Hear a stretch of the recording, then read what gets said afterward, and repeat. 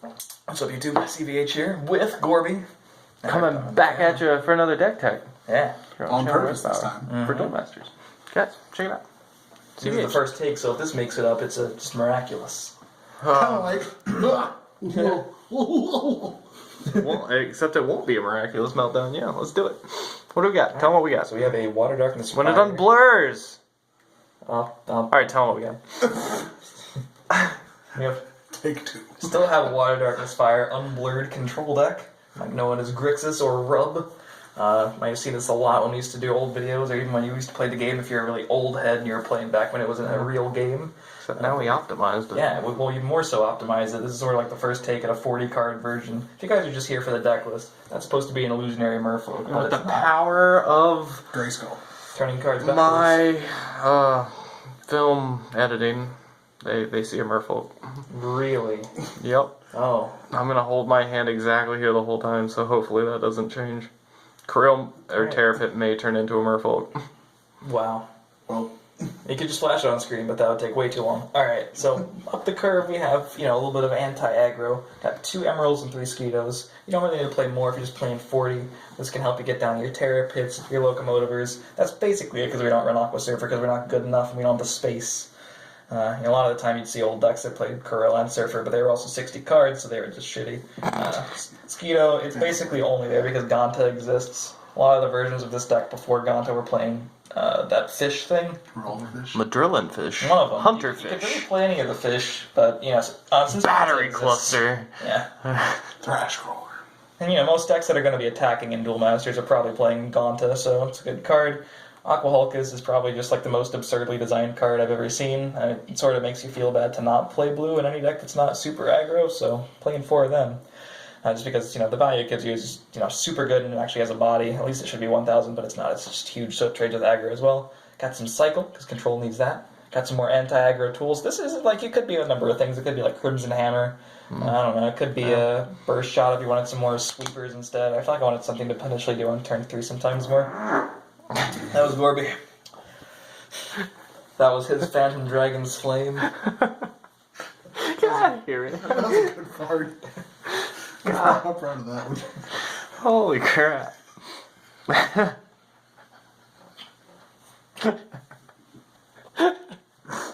Sorry. I'm not sorry.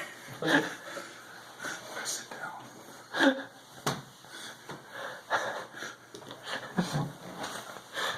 Alright. Where were we? We were, I think, on Crystal Memory. Yeah. Yeah. This is the one-off search card. It's really good as a shield trigger. Sometimes you get a free tutor in your deck. Other times... Is that a free tutor? Tutor. Horror.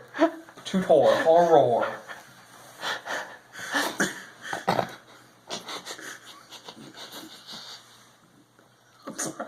One of the most powerful plays against other control decks is when you play an Emeral on turn 2 and you get to play the turn 4 memory into the turn 5 Merfolk. Speaking of Pretty good. A lot of the time. Merfolk, it's just all over the place. He's been a lot of spots. I feel like he's not going to edit the video anyway, so No. not a whole lot to worry about. Also, against aggro, you're probably going to be searching for either Searing Wave or the Miraculous Rebirth we'll talk about in a bit. Yeah. So control decks want to discard their opponent's options, so we have 4 Loco Motivers and 3 Clamps. If I had to cut one for space to play another stream or something, I'd probably wind up cutting the 4th Loco Motiver first, but if you're playing against any aggro in your meta, I don't know, if it's a lot of aggro in the tournament you're planning to attend, then you probably want 4 Loco Motivers because it's really good. But Cranium Clamp's really good against decks like Bombazar specifically. It's kind of our Bombazar protection. Because God help us if they ever play the card because we don't have Taujamal. So if we don't discard it and really take over the board early, we just kind of lose immediately. So there's that. Let's talk about the Searing Wave, though, instead of Burst Shot or... Burst Shot comes down a turn later and kills less, so I think it's probably worse every time you don't get in your shields, which kind of makes it bad to me. The fact that you destroy one of your own shields, if you're killing 3 things immediately on turn 5, if you wait until turn 6 to kill shit, you're going to lose your shields anyway, so there's that. And also it has synergy with the Rebirth, or the Meltdown later, because we don't really need it. So. I like it. We've seen it do work so far, just in a little bit of playtesting tonight. So. Yeah. It's just nice to have a sweeper come down by turn 5, because a lot of the time that's before the evolutions and the giant stuff hits the board, so you actually get time to play it. And turn 6 can be taken with a pit or something like that. Or just, 2 and 4 or whatever.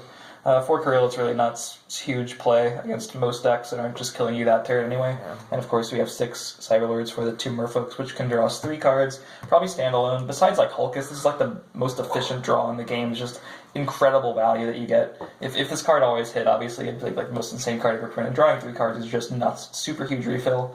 And it's going to be really annoying for your control opponents to have to deal with these because they're not cards they specifically want to answer. You know, you don't want to really play a Fan Dragon's Flame in a control mirror. You just kind of want to let your dirtle things sit there. So if they don't answer those inefficiently, then they have to worry. And you don't bog your deck up with multiple copies of these. They are at 4,000 power. You probably can't tell, but they're reasonably sized. And even though you only run 2, your opponent still has to play around them because if one goes off, the game might be over against a control deck.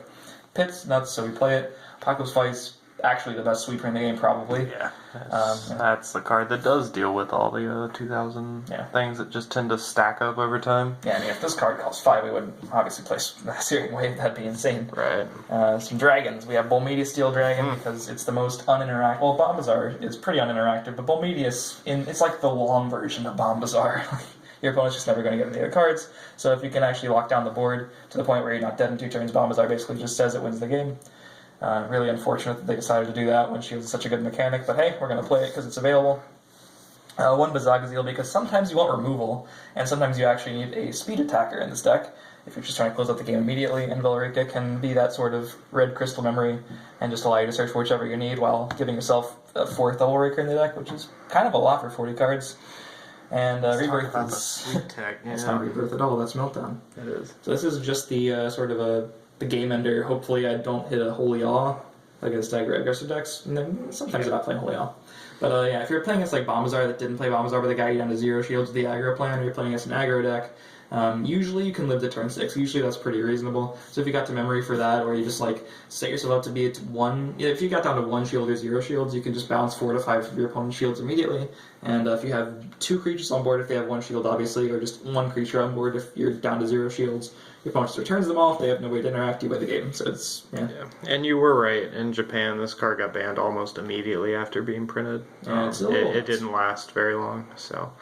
Yeah, not great in control mirrors, however. No, you really need it, but like you said, this deck's bad matchups tend to be aggro. You have a very linear early game, and most aggro decks can get over on a lot of those early creatures. Squito doesn't stick around, which is kind of a pain. If you really want to be aggro, you could cut like a Velyrika, you could cut maybe the 2 streams, you could play like Emeral number 3, Squito number 4, Searing Wave number 3, like that kind of stuff. Right. Regardless, though, a lot of things typically have to go right. This, it being the deck's bad matchup, but Meltdown curbs a lot of that if you can manage to pick it up. So, have you missed Surfer at all?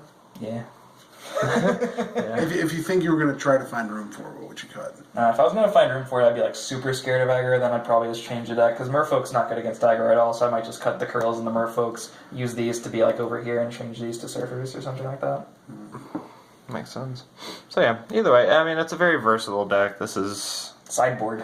This is a very cut down version of a lot of the ones we posted in the past. I think almost all of our control decks in the past have been like 48, 50 cards, which have just incorporated all of those things, but trying to optimize lists. Stream, like you just cut the streams and you draw the cards that you want. Right. This, slimmed down, kind of handles most of the mid-range strategies, functions decently against aggro, and we haven't tested it against Bombazar, but I'm pretty sure we all know how that would go.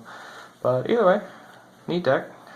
And you'll be seeing much more of it here on the channel here shortly. Final thoughts? It's okay, yeah. I played 2 matches with it. It's fun. Yeah. Control's cool, guys. It exists still. It exists. I said it didn't exist, and he built this and proved us wrong. So that's the kind of guy I am. So, like, comment, subscribe, guys. Oh, wait, this is the deck if you don't want to hit 1st and 2nd shield Surfer and lose. This is the only deck. Sorry, Gorby. It feels bad. We all felt bad. Did you, Carl? Nope. Didn't think so. Alright, guys. We'll see you next time.